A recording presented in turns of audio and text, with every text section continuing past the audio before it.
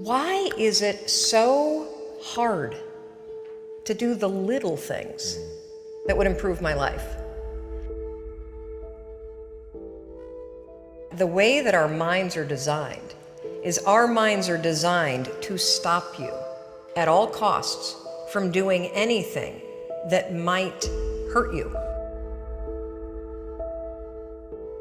There are so many people in the world, and you know, you may be watching this right now, and you have these incredible ideas, and what you think is missing is motivation. And that's not true.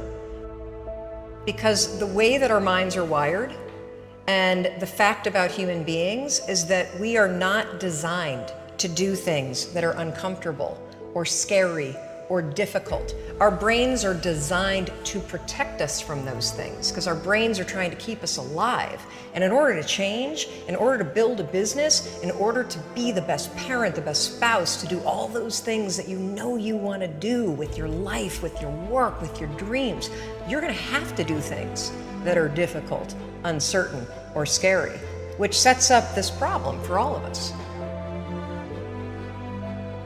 The one thing we have in this world is we can't control the events, but we can choose what to focus on, we can choose what things mean, and we can choose what to do. Those three choices, those three decisions really control our life. You can always make a decision. That's always in your control. Staying with somebody that treats you like garbage is a decision. It is. Staying at a job that you hate is a decision.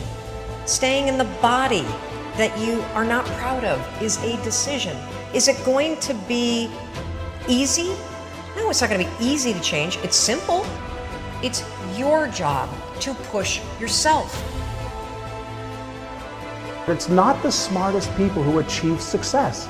It's the people who procrastinate less, make fewer excuses, as they take actions every day towards the goals that they want to achieve.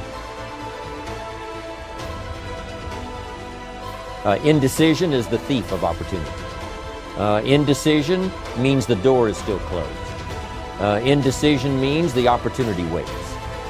Indecision means what could be is postponed or may never be. If you want to be successful at anything in life, never leave the sight of setting a goal without doing something that commits you to fulfillment. The next morning, the alarm goes off, and I pretended NASA was there. It's the stupidest story. I literally went 5, 4, 3, 2, 1. I counted out loud, and then I stood up. And I'll never forget standing there in my bedroom. It was dark, it was cold, it was winter in Boston. And for the first time in 3 months, I had beaten my habit of hitting the snooze button.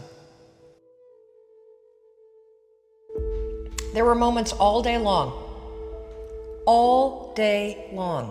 just like that 5-second moment in bed, where I knew, knowledge, what I should do. And if I didn't move within 5 seconds, my brain would step in and talk me out of it. Every human being has a 5-second window. It might even be shorter for you. You have about a 5-second window in which you can move from idea to action before your brain kicks into full gear and sabotages any change in behavior. Your life is what you think it should be. That's exactly what you are right now. You are what you thought you should be. And if you don't like who you are, you got to change what you think you should be. What you think is more important than what you do.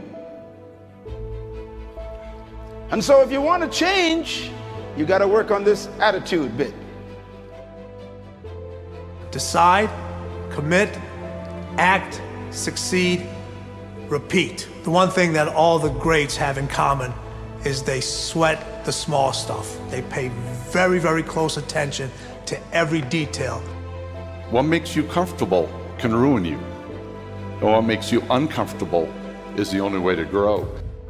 What you are and what you become depends on how you use your time. The billionaire and the beggar both have 24 hours every day. The old and the young, the black and the white, the Indian and the Asian are all given the same amount of time every day. You cannot stop a day. You cannot stop an hour. But you can control how it will be used. Your life comes down to your decisions, and if you change your decisions, you will change everything.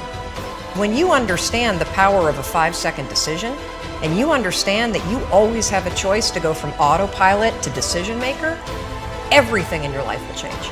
You will be a different negotiator, you will be different in sales, you will be unstoppable in the gym, because you will realize the amount of garbage that you put in the way of your hopes, of your dreams, of your potential, of your confidence, of your courage. Everything comes down to the decisions that you make. Take ownership. Take extreme ownership. Don't make excuses. Don't blame any other person or any other thing. Get control of your ego. Take ownership of everything in your world, the good and the bad. Take ownership of your mistakes. Take ownership of your shortfalls. Take ownership of your problems. And then take ownership of the solutions that will get those problems solved. Take ownership of your mission. Take ownership of your job, of your team, of your future, and take ownership of your life. The first source of inspiration is deciding. Second source of inspiration is planning. And now, here's a big source of inspiration, beginning. Getting started. Actually turning thought and the notes on the paper, the plans, actually now committing it to action. Getting started. I'm a humongous believer that ideas are and that execution's the game. Well, I think the one thing that discipline definitely does help you with is it helps you get things done. And when you get things done, when you actually do things, you have more success. If you have more success, and sometimes a big part of success is just not being f***ing lazy and just doing it. Yeah. That's like 90% of it is just showing up. Get there and start working. Like, you're not gonna feel perfect every day. If I only worked out when I felt good, I'd be a fat f***.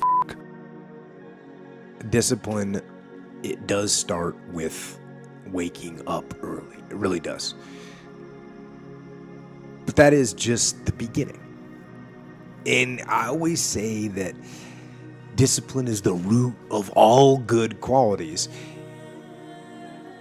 But you have to absolutely apply it to things outside of just waking up early. It's everything. It's working out every day, making yourself stronger and faster and more flexible and healthier. Discipline is eating the right foods to fuel your system. It's about disciplining your emotions so you can make good decisions. Doing the tasks that you don't necessarily want to do, but that you know will help you. The thing about self-discipline is that it is necessary for everything you do in your life. You have to be self-disciplined. Discipline is not punishment. It's not. If you change your mindset and really focus it on what discipline really is, you start to welcome discipline. You welcome self-discipline into your life. You people have to know you, not because, oh, he's a good salesman. Oh, he's a good this. Oh, he's an artist. People need to know you for one major thing first. He works. He produces. The guy's there every day. The guy's pushing and shoving. Because the truth is, no matter how good your ideas are, how good your art is, or how good your skill set is, if you're not working, man, if you're not vibrating at a frequency that people say, my God, how does that guy do all that? If you're not vibrating at that rate, if you're not working at that level, you're not going to make it.